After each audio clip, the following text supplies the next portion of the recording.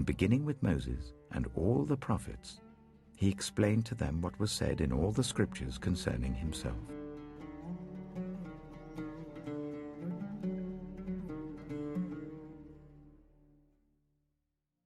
Shalom, children. Today we are going to be taking a deeper look at this week's Torah portion to see where it speaks of Yeshua Ha'Mashiach. We are in the book of Shemot. The parashah this week is called Pekudei, which in Hebrew means to give account of. Let's hear a summary of the parashah. An account is made of the gold, silver, and copper donated by the people for the making of the Mishkan. Bezalel, Aholiab, and their assistants make the 8 priestly garments, which include the apron, breastplate, cloak, crown, hat, tunic, sash, and trousers. All according to the instructions given to Moshe in the Parashah Tetzaveh. The Mishkan is completed, and all its parts are brought to Moshe, who assembles it and anoints it with a special anointing oil. Aharon and his 4 sons are initiated into the priesthood. A cloud appears over the Mishkan, letting the people know the Shekinah glory has come to dwell within it. Yeshua said, "If you believed Moshe, you would believe me, because he wrote about me."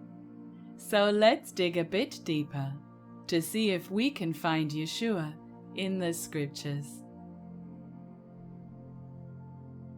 Have you ever been to a museum and seen a model of a famous building? Of course, it's not the real thing. It's a representation of the original one, made available for us to get close to. The tabernacle plans given to Moshe were also a representation of that of the heavenly tabernacle.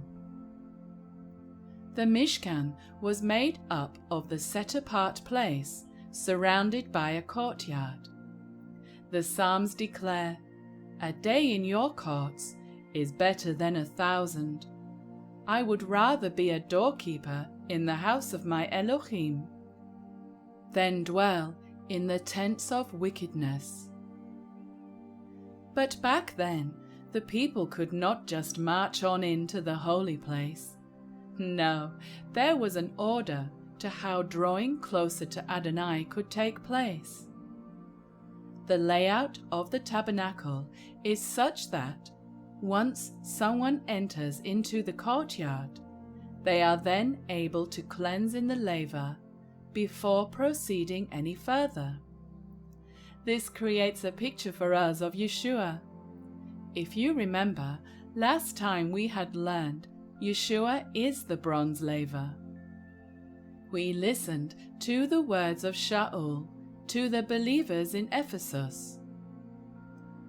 Messiah loved the assembly and gave himself for her, that he might sanctify and cleanse her with the washing of water by the word. Before entering the holy place in the heavenlies, we must be cleansed by Yeshua, the bronze laver. Inside the most holy place was the ark, into which 3 special items were placed. There was some manna, the commandments written on stone tablets, and Aharon's rod. Let's examine these contents and see what they reveal to us. We will start with the manna. This is often referred to in the scriptures as bread from heaven. One time, a crowd had gathered around Yeshua and were asking him for a sign. he had told them, "The bread of Elohim is he who comes down from heaven and gives life to the world." He explained further, saying, "I am the bread of life. He who comes to me shall never hunger." The next item in the ark are the 10 instructions written on stone tablets. We can read in the book of Jeremiah of a time when Elohim makes a renewed covenant with the people. It is written, "I will put my law into their minds and write it on their hearts. I will be their Elohim and they will be my people." It was during the time of Yeshua, whilst at the final meal with his taught ones, that he had told them he was going to renew that very covenant through his body being broken and his blood being poured out. This would lead his people back to the Torah. So the 10 instructions written on stone would be written onto people's hearts through Yeshua. The third item is Aharon's rod. The once dead almond stick had budded into life and was so chosen to be put into the ark. This reminds us of Yeshua, who was once dead and was resurrected to life. A rod is also used by a shepherd to lead his flock. The Psalms read, "Though I walk through the valley of the shadow of death, I will fear no evil, for you are with me. Your rod and staff comfort me." During his ministry, Yeshua had told the people he is the good shepherd who uses a rod to lead the sheep who know his voice. A rod can also be a symbol of authority. When speaking about the coming Mashiach, the prophet Isaiah said, "There shall come forth a rod out of the stem of Jesse. And unto us a child is born, unto us a son is given, and the government shall be upon his shoulder." This means he will be ruling as king over the earth. The book of Revelation tells us, "On his robe and on his thigh he has the name written, King of Kings and Lord of Lords." As well as being represented by all 3 items contained within the ark, Yeshua described himself as being a temple. It is recorded when the Yehudim asked him, "What sign do you show us?" Yeshua had told them, "Destroy this temple, and in 3 days I will raise it up." They had replied, "It has taken 46 years to build this temple, and will you raise it up in 3 days?" Yohanan had explained, Yeshua was speaking of the temple of his body. Sometimes the tabernacle in the wilderness is compared to the body of a man. In the illustration, we can see the holy place is right over where the heart of man is. When we put all these shadow pictures together, they teach something very important for those who want to follow Elohim. We need to have the bread of life, the commandments, and Yeshua, who will rule as King, in our hearts. Have you ever built a big tower with toy blocks? Perhaps after many attempts, you realized putting bigger blocks at the bottom helped the building to stand strong.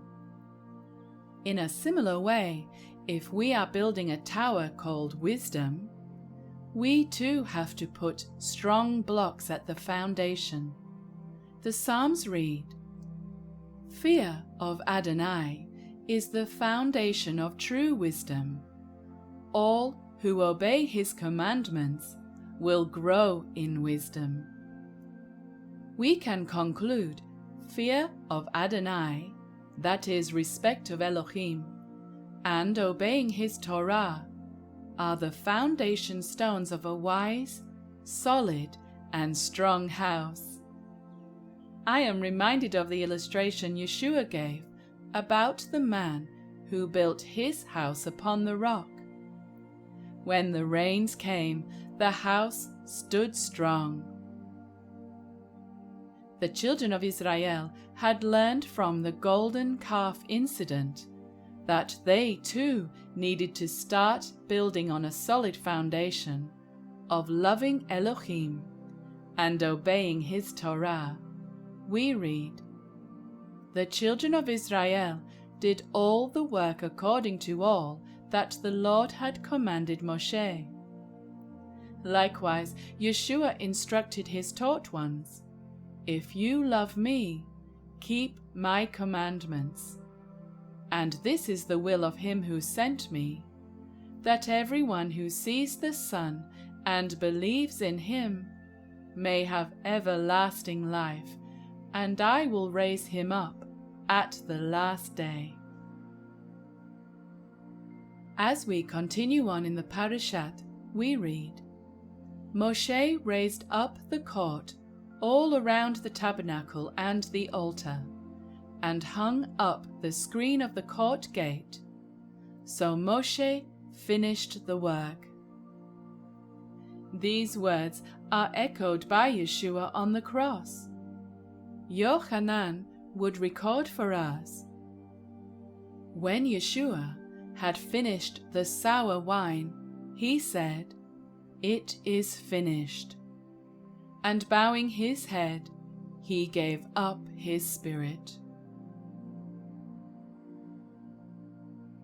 And we too have finished. We have finished the book of Shemot. As we journeyed along with the children of Israel, we saw them delivered from bondage in Mitzrayim and brought to Mount Sinai, where they entered into a covenant with Elohim. But their journey is not over yet. They have a lot more to Shema before they can enter into the promised land. Well, children, that is the end of our study for today. So we will see you next time when we search the scriptures together. Shalom.